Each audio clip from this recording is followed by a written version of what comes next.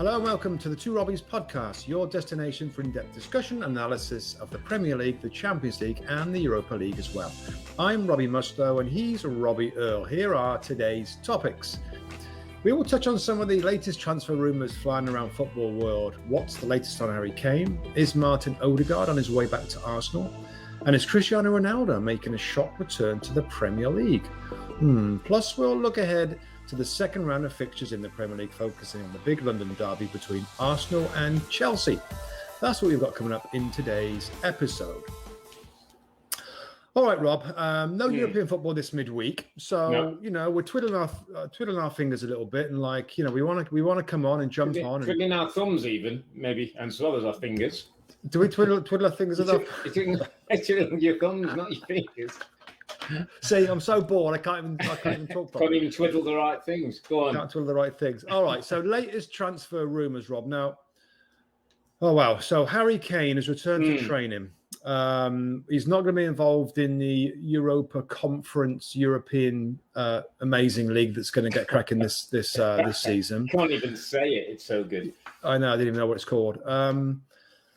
Okay, so first question then. Yeah. Are we going to see him? We're going to see him on Sunday. So Nuno said today. I've been watching the story a little bit because obviously it's dominating the headlines. So Nuno said that Harry was decided. They decided. So it sounded like it was mutual that Harry was better training, getting a good day's training today, tomorrow.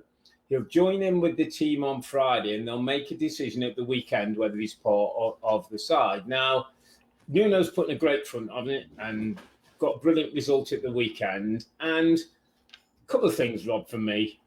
There's absolutely no way Harry Kane's playing in the European Conference League at all this season. I know they name him in the squad and they've got to as a precaution if anything does or doesn't happen. And I get that. There's no way Harry's playing in those games. Absolutely no way. I mean, apparently Nuno's played. Anybody who played on the game on Sunday isn't starting the game tomorrow night. So okay. I don't think Harry was ever really going to play in that game. The bigger question for me, Robin, and I think you touched on it in the podcast when I was listening to the podcast back, and then start to think today. Just get it done, Rob. Just get it done, or call it off. For Man City, I've got the point with Man City. So we're now at 1-2-5. And it's brinkmanship and it's obviously negotiating that. But really, if it ends up at 140 and Man City can get it done tomorrow, isn't it just better to get it done than to drag this out for another however many days? We've got another 12 days, we've got 13 days thing, 3 more games, headlines.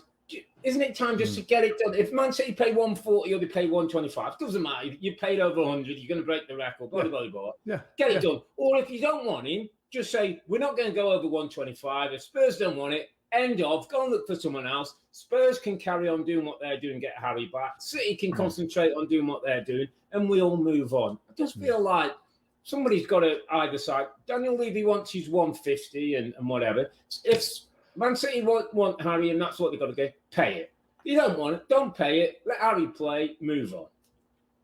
Yeah, you know what's there's so much more into this, Rob, isn't there? And we spoke about it in the last podcast. And between then and now, only a few days, I have listened to so much stuff from podcasts to radio, live radio from the UK, to different stuff I've read online. And I tell you, there's a tilting of Harry being the bad guy a little bit. Yeah, shifting in it. Yeah. Yeah, it's kind of shifting a little bit. And I'm like, hang on a minute, let's just reset this. And I'm going to get back to your last point there, Rob, but let's just shift this a little bit. And a lot of the stuff that's been thrown about Harry Kane over the last few days is this contract he signed, right, in 2018, the 6-year contract. And everybody's saying, well, a few people are saying, to be fair, why, you sign that long-term contract is if you want to stay there for the rest of your career. How about this angle that he's actually doing the club a favour? Harry Kane doesn't need to sign long-term contracts.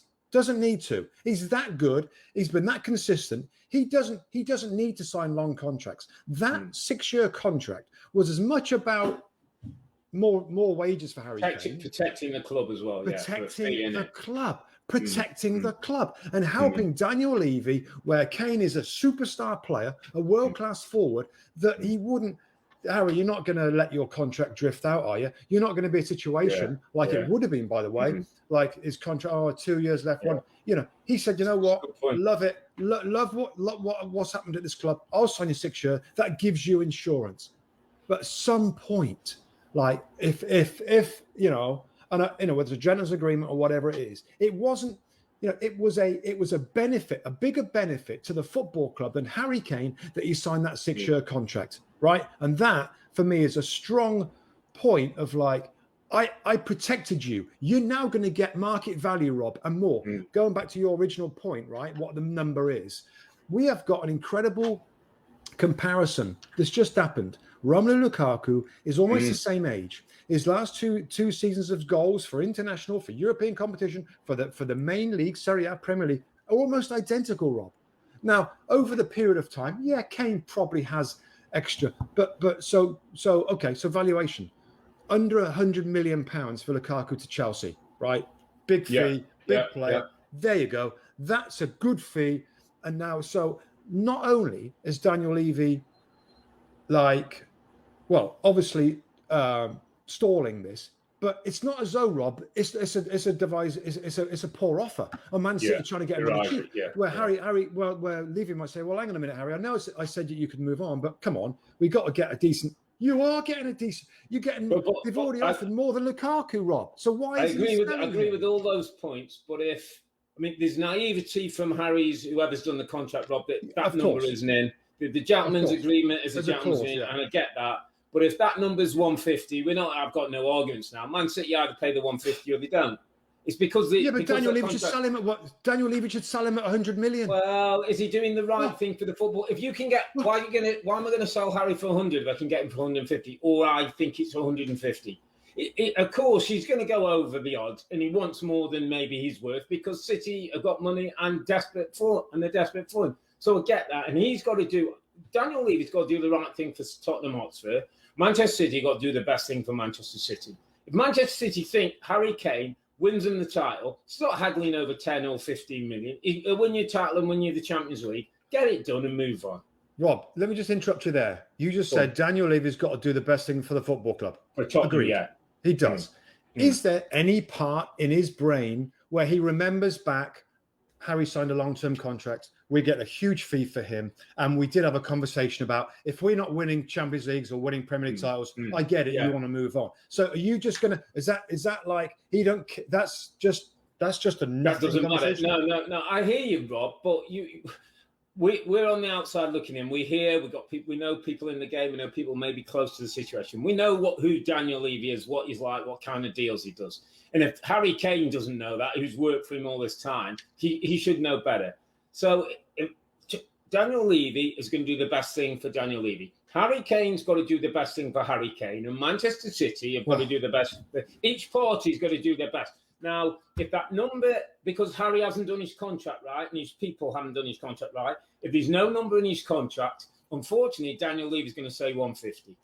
So Man City now know there's nothing in his contract like the Grealish. We've got that one done and dusted. We know it's Daniel Levy. We know he doesn't go through a deal. Are we going to pay 150? Are we going to end up paying 150? If they are, or they want to go close and they want to get the deal done, do it.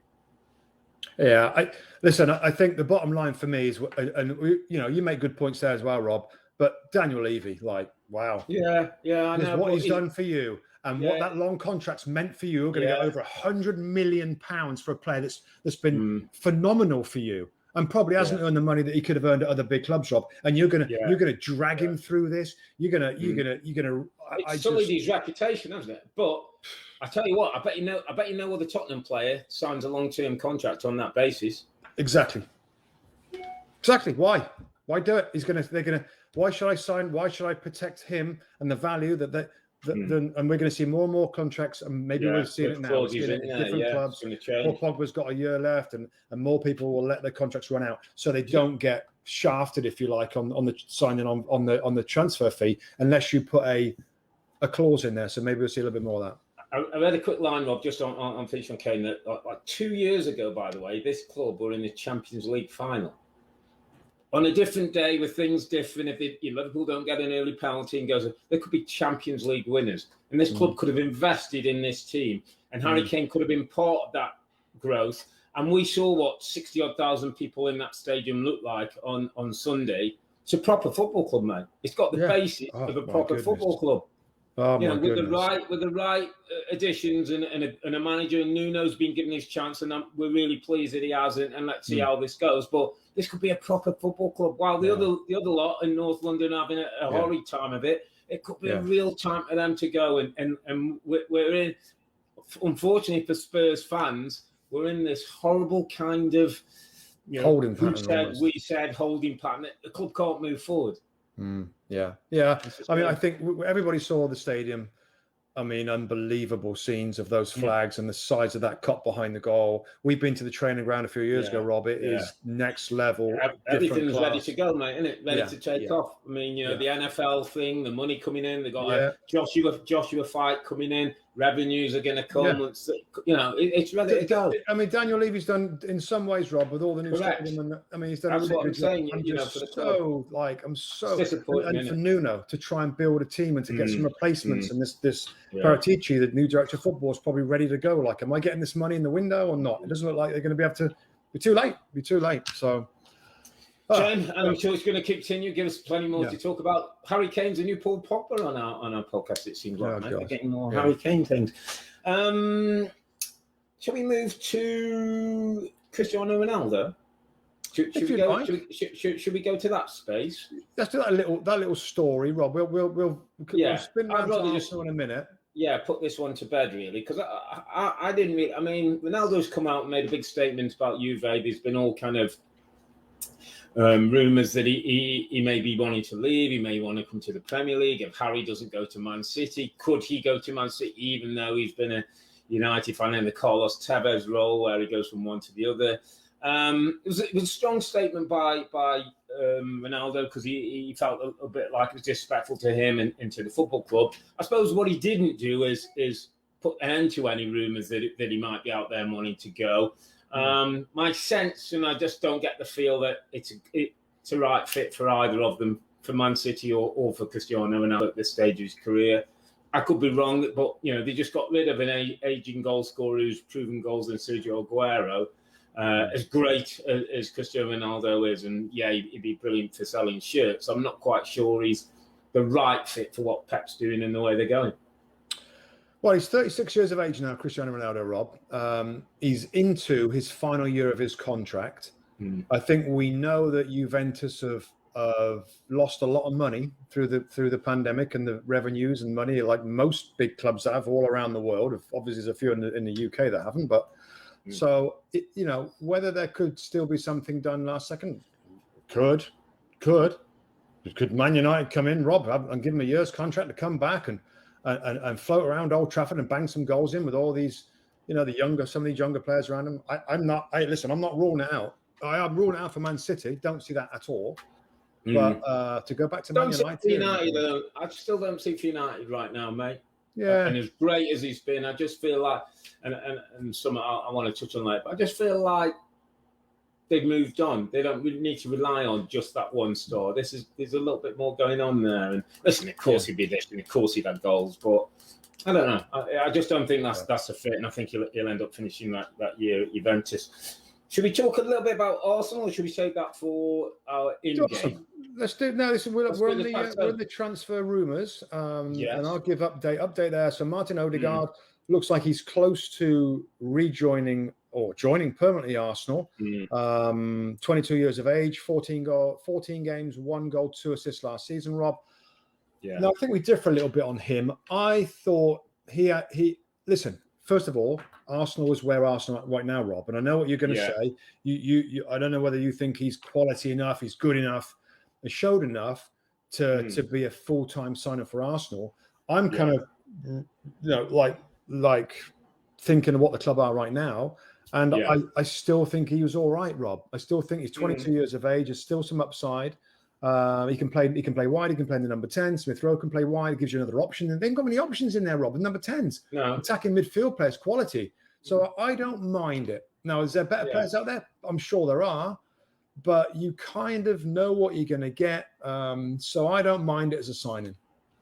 Well, I suppose the only thing I can do is either one compare to what I assume the other targets were. I'd take Maddison every day of the week over him. I think there's a league bet. I think there's more growth.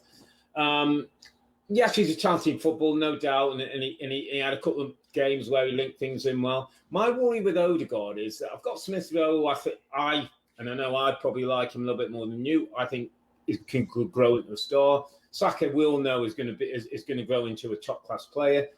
Sometimes with Arsenal, I look around that club, and Friday night was a great example of can I get a 25, 26-year-old who's got a little bit more, who can just change the game, who can just demand a little bit, I just think an Odegaard is another version of what's come out of that academy, very talented player, but when I need somebody to change it, when I need somebody's chemistry to be different, I'm not sure he's that guy.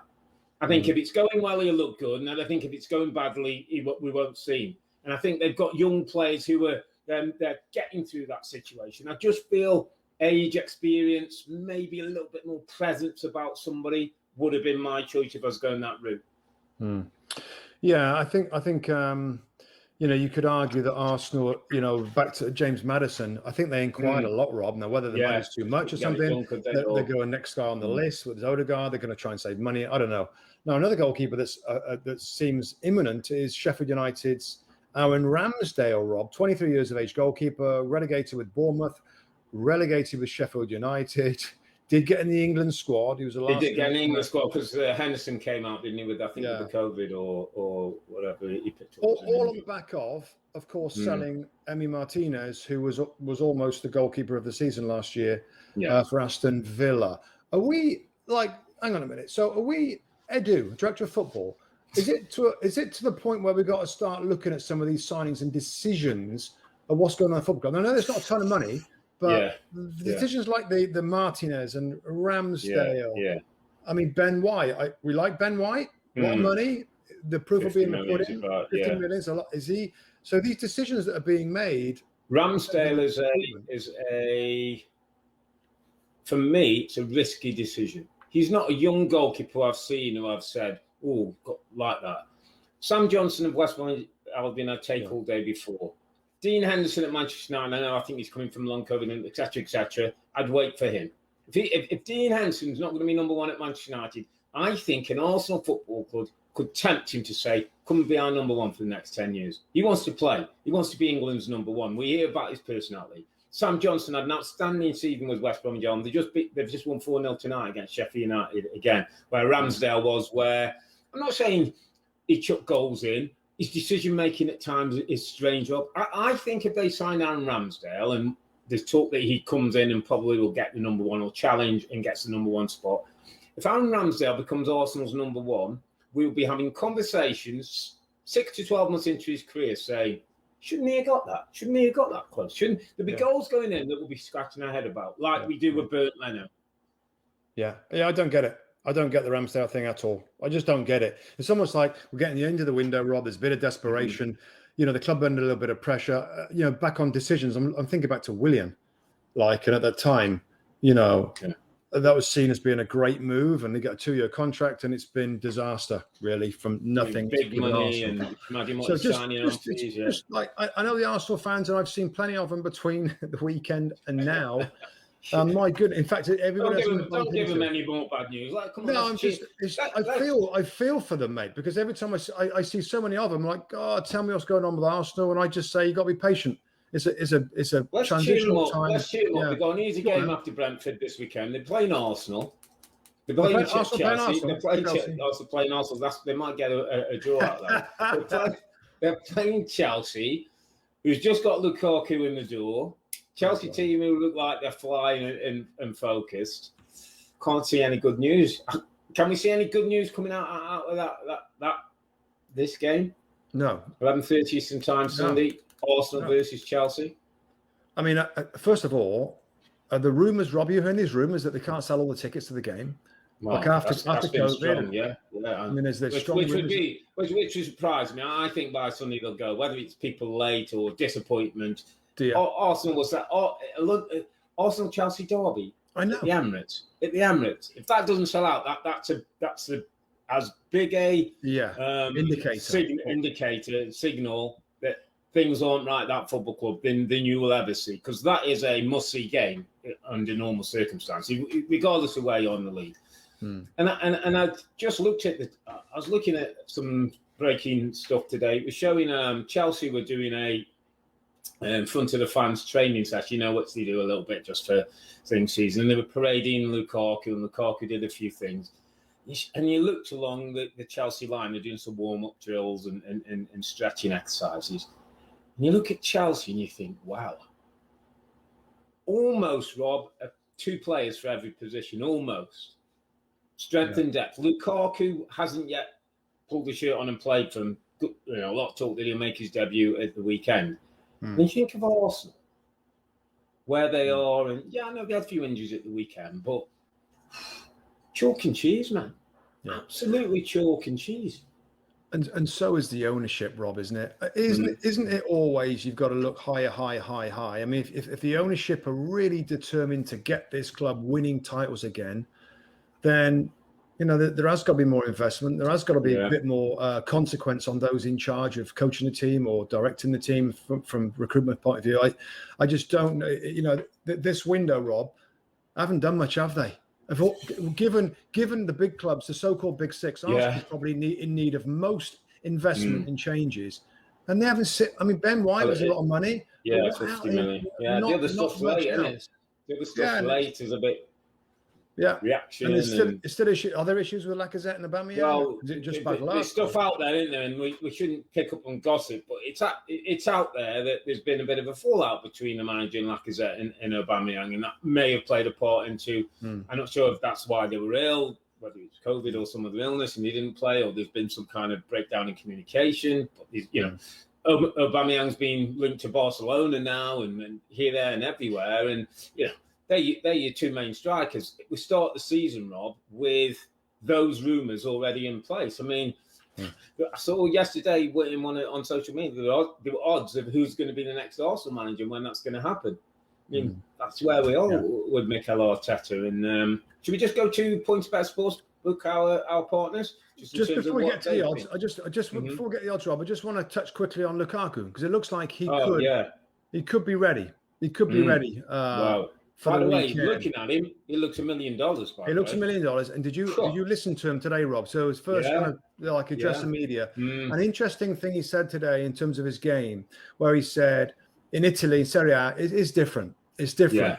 And he talked about the need for more technicality in the penalty box, in tight spaces. There wasn't many spaces. And tactically, I think we know that Serie A is very tactical. Yeah. So when he said he feels like his game's improved in terms of his technicality in the box and small spaces, I'm like, I think that you're going to need that, because the way that Chelsea play with their possession, teams drop off. And there is a lot of space in behind where he's his best running. But he's got to be good in small spaces, link up play, little turns, little clever moves inside a box to score goals. So him saying that, I'm thinking, that's good news for Chelsea fans, because that's what, if there's any little doubt on Lukaku that I've got, Rob, I don't know if you've got any doubts. My only doubt is that the way they play under Thomas Tuchel, that's going to be more on him to show his little bit of technicality in tight areas where teams are packed in and there's no space in behind to run, and he's got to find ways of combination play. I just don't know whether that's Lukaku is best doing that. So again, his words if he's improved in that will stand him in good stead for this upcoming season in the Premier League. Apparently everybody who I talked to or I hear mention, I heard Roberto Martinez talk about it, Thierry Henry, who worked with the Belgium squad, said he's always working on his game. He's always trying to improve himself. And as you say, those little things with his join-up play, he's a whole different player, I think, he's certainly a whole different player than what Chelsea had as a kid. He's a whole different player than what we saw at Manchester United. And the maturity where he is, and always talking, the shape he's in, the mentality he's got now, ready to go. Absolutely ready to go. And as you say... Give us the odds then, mate. The odds look like an Arsenal win looks like plus 350. The draw looks like plus 255. And Chelsea win is minus 130. So pretty much all the money's on Chelsea to win. And to be honest, mate, I can't see anything but. I mean, it's football. It's a Premier League. We never know what's going to happen. We never know what kind of Arsenal team would put out. But just the way Tuchel goes, the way they go about business, Lukaku's first game, whether he's playing and he's going to want to impress. If he's not playing, those on the pitch know that he's coming on. It's a terrible game for Arsenal after having Brentford the first game. Am I not right in thinking last season that Arsenal beat Chelsea both times? Yeah, they beat them both times, and certainly, yeah. But I agree. I can't see. Wow, I mean the way that Chelsea started, and if Lukaku starts the game, Lacazette and Aubameyang ready to play. Yeah. It's tough times right now for Arsenal, Rob. We're not going to flip a knee jerk on Arsenal. No. We've seen them for many, many years, and we know what's going on with them right now. And it's just the more we watch them, we're going to get more information, Rob. We get more evidence about whether the relationships are where they are. Correct. And do they have to start looking at him? By the way, they got Man City next week, just for Arsenal fans to make them really happy. Man City next week. Wow. I mean, it could be a horrible start to the season. And then we know what's going to happen in Arsenal TV and the rest of it's all going to kick into gear. But that's a Premier League, and listen, they could go there, they could take on Chelsea, get a win, and all things look very different by the second game, mate. And that's what's great about football. So, other decent games coming up this weekend. Wolves host Tottenham, so Nuno goes back to Wolves. Emotional day for Nuno and his team. Obviously, great win last weekend against the reigning champions. Sure, he'll want to go to Wolves and prove a point there, because that didn't feel like it was the most comfortable of partings between the two. So Nuno returns. Obviously, a lot of talk will be about Harry Kane, etc. It's interesting that I read today somewhere that Nuno was taught that Nuno had said if the Kane business goes through and they're looking, Traore might be somebody he might look to take out from Wolves. Because he's obviously worked with him, knows how he can get the best out of him, and especially in a counter-attack situation, could be a decent acquisition. I think of last weekend's games, Rob, I don't know about you, but I was quite surprised with Spurs. I didn't expect that sort of spirit and performance and togetherness and the stadium and stuff like that. And they had a great win, and people were like, wow. Yeah. How good is this? Again, this is super early, Rob, but when you look at the team, you've got Lucas is there and Son's there and Dele. How far can they go, Rob? Can they? And again, is the squad? I'm assuming without Kane now. Yeah. Is the squad quality going to limit them to 5th or 6th, or can they, under this manager, find some galvanization and make the top 4? This group, if everybody was playing. Too many Spurs players, and I said it, I think, during that, I pleaded, too many Spurs players, I don't know, Rob. I don't know if Dyer is good enough. I don't know. Tanganga's come in. And should know. You should know Dyer by now. We should know, but we don't. Yeah, but we don't, really. Sanchez, is Dyer and Sanchez good enough too? We really don't know. Højbjerg, yeah. Skip was an absolute find, and look about him, but, a Sissoko, a Bergwijn, a Lucas, Son, yes. These so many, but if what Nuno showed on one game, it's one game, so let's not get too carried away. But what Nuno showed in one game there, he can bring the spirit and that kind of will to work together and do things. They've got as much ability as Leicester City. They've got as much ability in that team. You could argue they got better, at their best, they're better players than some of the Leicester City players. Yeah. But they're going to have that spirit, and they're going to have to play with that manner through a season. And I don't know how easy it is to do that. Potts used to get it on a pretty regular basis, but now and then he wouldn't get it. Jose, I don't ever think really totally tapped into it and got the best out of them. So it's still another question. Can they be doing those kind of things on a regular basis over a 38-game season? Yeah, and I think spirit is one thing, Rob. Quality is another. And have they got the quality to be consistent each week? What I would say is if they can find a home fortress. I mean, it's the biggest cliche in football about making your home a fortress, because that home is so big and noisy and new. Yeah, it can have an effect, can't it? It can have an effect, and if they can get really strong at home, then that can drive them. It can drive them a long way this season. Absolutely good show. All right, other games, mate. Notable fixtures: Liverpool versus Burnley. Burnley beat them, didn't they, last season? Remember towards the end of last season at Anfield, and then Dyche and Klopp were having a shouting match in the tunnel and having a go, and Burnley turned them over, didn't they? Yeah. But do Liverpool look refreshed, my friend? They seem to look refreshed. They've hit the reset button, regrouped. The front three are fit, and plus Jota started the other day. Yeah, Van Dijk's okay. Konate's a centre back that Jurgen Klopp will be careful because he always is. By the way, of new signings, he gradually bring him in. Takes them in. Yeah, they start pretty well. They can take care of business, can't they, against Burnley? Yeah, I think they can. I think there's a kind of look, we're back kind of thing about them, and Henderson still to come in, and Milner again. I read a stat on Milner, by the way. No player in the Premier League ran more than James Milner over the weekend. I mean, this kid's a machine, by the way. Yeah, but he kept giving the ball away. He gave the ball away a lot. Yeah, well, that's why he was running, because he was running to get it back. He's another gift, though. Just to have someone like him, though, Rob, around that football club, regulating the in the dressing room and having a go at players, it's just a gift for Klopp. So I think Liverpool get their business done. Yep. City Norwich is an interesting fixture. I mean, all eyes will be back on City. I think based on what we saw in Norwich, and you made a good point about, and I looked at the stats, Liverpool had, 13 shots, 6 on target during the game.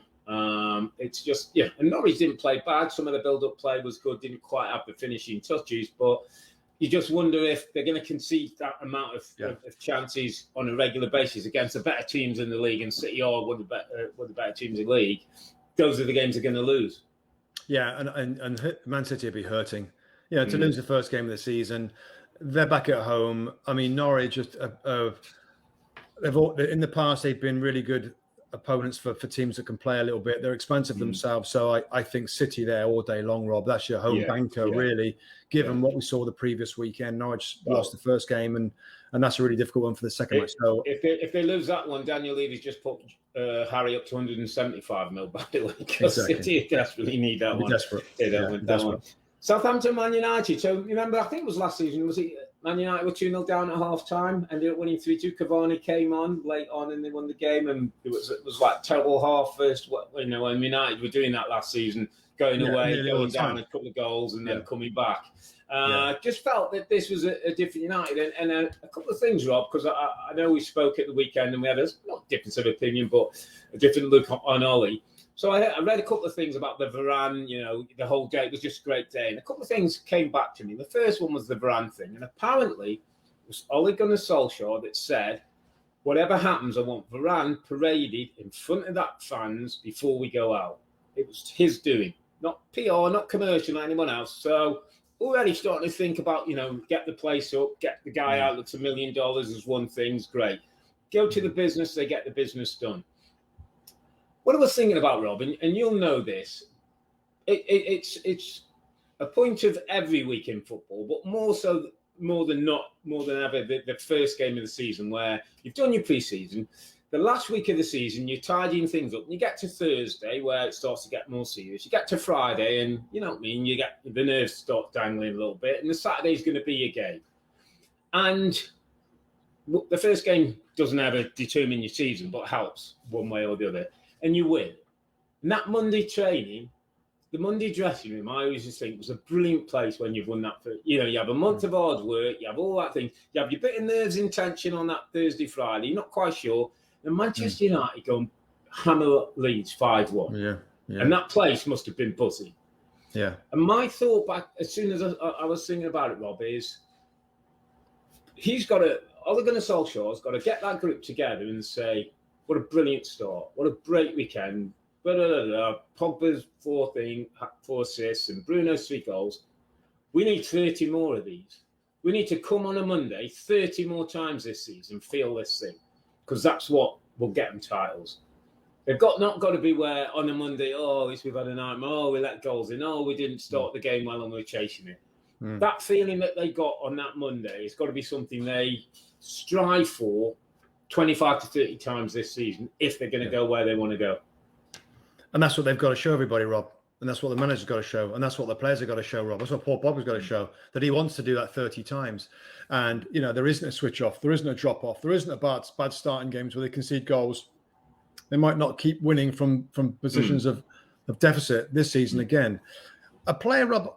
It's funny because I'm looking at United play a lot. I'm going to do a little tactics session at the weekend on Manchester United, and it's a little kind of like a little glimpse into that. Of course, massive headlines, and rightly so, for what Pogba and Bruno Fernandes did in the game. Pogba with his 4 assists, and of course Bruno with a hat-trick. Yeah. Going back, looking at the goals, Mason Greenwood's involvement was very evident the more you look at it. So again, you've got even in the studio when we're breaking stuff down, Rob was like, "Wow, look at this ball! Look at the run!" Yeah. Now, when I've looked at in the last few days, I'm looking at those goals, just watching this arcing run that Greenwood made several times to take defenders, 1, to create space in the centre for Bruno, 2, and also when Pogba plays him in, Rob, for himself, he gets in score. He was involved. Of course, not in the direct assist, but wow! So I'm gonna just show people that on the tactical thing a little bit. Yeah, that's good.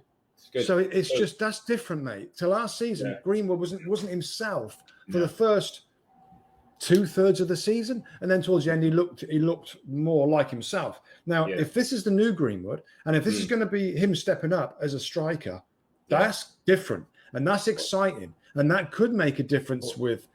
He's 19 years of age, Rob, isn't he? And I'm really glad you brought that up, because it leads me to a point again, thinking about the poddy, and then we're going to have a chat. And I thought to myself, we started the pre-season talking about United. It could go close. This could be the year if they got a striker. Could Mason Greenwood be the striker? Well, you know what? Last season, right, I got egg on my face because the season before that, I think I said at the end, said, you know what? Next season, Greenwood's going to score more goals than anybody else at that football club. More than Rashford, more than Martial, more than anybody. And he didn't. And I'm like, okay, maybe a little young. He finished well, didn't he, in that? Yeah. He finished well, but it's like, so that's the feeling like I had going into last season. It didn't happen. So I'm a bit cautious to say he could be that striker, but he could be that striker. Not being in England in 19 years. And it got me off in a little bit of theme, mate, when we're talking about 150 for Kane and 100 million for Grealish. And it got me thinking, Mason Greenwood at Manchester United could be the missing piece.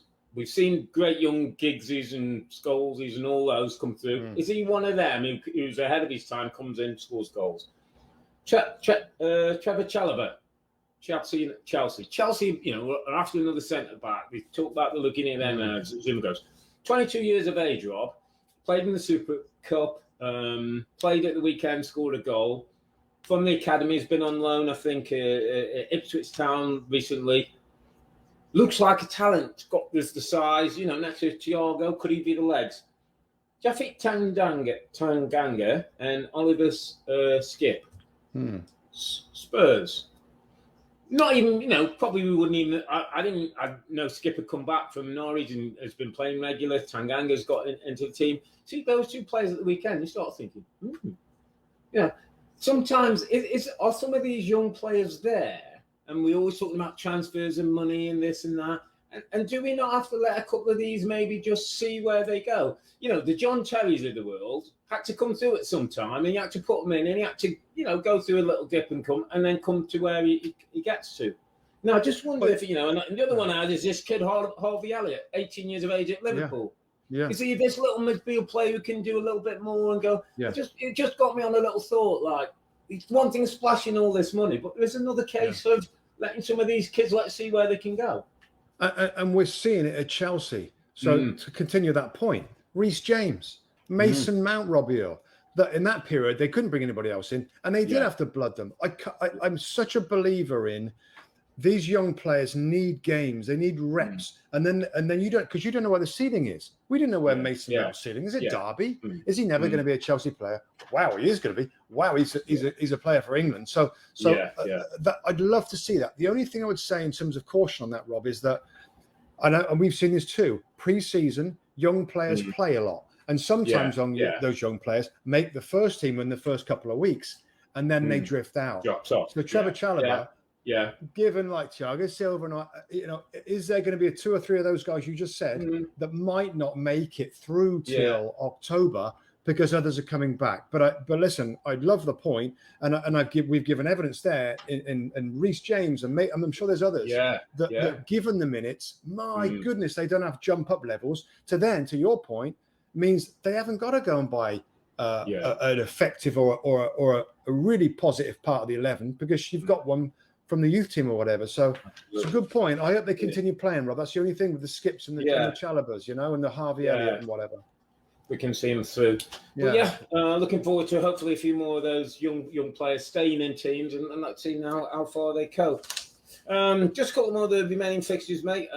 Interesting game for Palace at Brentford. I think that one looks decent at Palace. Obviously, Patrick Vieira didn't get off the start he wanted up against Chelsea. That was difficult, but they'd be expected, I think, to get 3 points at home. I know Brentford have started well, so that's a tough one for Patrick and Palace. It's a tough one because of the Brentford team buzzing. Euphoric, and I think listen, we've got 30 odd weeks to talk about this, but the front two players for Brentford, Rob, and the ability to go long. Vieira's got to get Palace ready for that. He's got and it's going to be.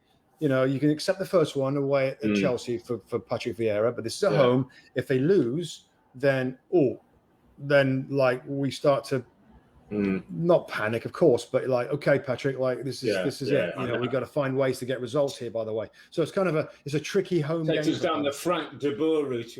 4 games, no wins, no goals. Oh dear. Oh, Frank. We don't want Patrick after Frank. Yeah. Other games, mate. Games. Go on, mate. What else? Well, I'm looking at Leeds-Everton. Leeds-Everton's a cheeky little game, and how Rafa Benitez is going to handle Leeds. I think we saw Man United, and they have been the best by far to handle Leeds, and it was through movements and runs and interchange and all that. Not really Rafa's thing. Rafa will do it in a defensive way. Robbie will get behind the ball and try and hurt them on the counter-attack, which has got a good chance of happening. But Leeds were... I didn't expect that. I didn't expect Leeds to get ripped apart like that. Yeah. So they get, an Ellen Road, fans, Premier League. That's going to be a big shift. And I think you're watching. I just was reading about Everton and Rafa, and he said he was a bit tired of all the talk about him and ex-Liverpool. He want to get on the football. Apparently, he stuck with Charleston out on the left-hand side and put Damari Gray underneath Dominic Calvert-Lewin. Had a big change in the game. So again, he's practically smart, Rafa, isn't he? He reads games well, and he can make in-game changes that can affect what's going on. Well, they rotated. So Damari Gray started. Yeah. Damari Gray started front in pre-season as well.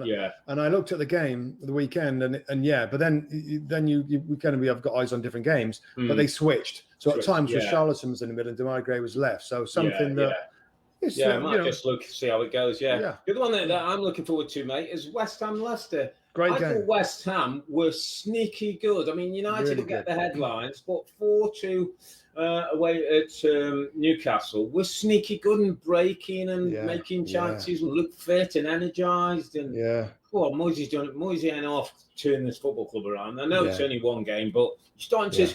What I've always liked about Moyes in these teams, and I think you were joking, I love every coach, is how he improves players, and you start to see a David Moyes style of play. The Everton thing. It might not always be as eye-catching as other people, but he's a good kind of teacher of players and what you got to do. And in Rice and Souček, Robbie Mustoe, I'm not saying they're the best in the league, but I tell you what, they go toe-to-toe with any two central midfield players between them. Yeah. And Souček ain't the greatest footballer in the world, but as a pairing, the combination of what they do, they could go toe-to-toe with any two in the middle. What I see on the face of David Moyes, apart from plenty of wrinkles, is a happiness. Happiness. Yeah. No. Yeah. But a contentment. I saw his pre-match press conference of the weekend, Rob. He was like, we're in a good place. And the reason why he's happy, Rob, is because he's got talented players that love hard work. If you haven't got that with David Moyes, and if he hasn't got that, he's going to... It's not his game. It's not his and he ain't going to pamper to those guys, is he? He's not going to be that guy. No. We saw that a little bit at United. I think he loves his squad. In Jared Bowen... is part of Thomas Souček, players that are really good, actually, but work their socks off. Mikel Antonio works his socks off. Pablo Fornals, by the way, has ended up becoming that guy that's talented, but works his socks off. Ben Rama, same thing. I'm with you, mate. I thought, wow, they've not missed a beat. There's no sense of what a great season. We just missed Champions League and they've lost Jesse Lingard. I thought they were very strong, against Newcastle United at home. Yeah, so you're right. That's a good game. Leicester set a good game, absolutely. I tell you what, I won't be surprised if Jesse Lingard ends up at West Ham, by the way, before the window zone. You might just see what's going on and think about sitting on the side watching football and go, get over there and play again. Absolutely. Should go. What's your last one? You got any more? You got last one? Well, what else we got? The last couple of ones we've not mentioned: Brighton-Watford, Aston Villa, Newcastle. So Villa will feel a little bit hurt about last weekend. I'll look one of his all, wasn't they? Wasn't great against Watford, so we can take a good look at Villa against Newcastle United. Again, Newcastle, they lose again. It all starts again with Rafa Benitez. Brighton-Watford, who knows? I think Watford, like we said, Rob, we didn't really know what to expect from Watford. Come back into the Premier League. We know they're going to start. Yeah, good start, by the way. A ton of players. They've done it again. Who knows? Watford are the hardest ones to try and gauge where they're going to end up, I think. Do you know, I just watched a bit of highlights back and I saw the Hernandez, I think it was the third goal for Watford. You know who deserves a load of credit? Mike Dean, by the way. He let two advantages go when he could have called it back and then he lets it go and then the goal goes in. I think he knew the camera was on him after because he had his little smirk to himself. But Mike Dean, even Mike Dean had a great day. That shows how good the Premier League was. Listen, mate, we're going to wrap that up for this midweek poddy ahead of match week 2 in the Premier League. If it goes anything as good as the entertainment from the opening 10, we're in for a cracker. Look out for our next podcast. That's on Sunday, August the 22nd, and we'll recap all the action from all the big games from what I think quite simply the best league in the world. But for now, I'm Earle, he's Mustoe, together with the two Robbies. Thanks for watching and listening. Be safe, stay healthy. It's a good night from me. And it's good night from him. Good night. Good night.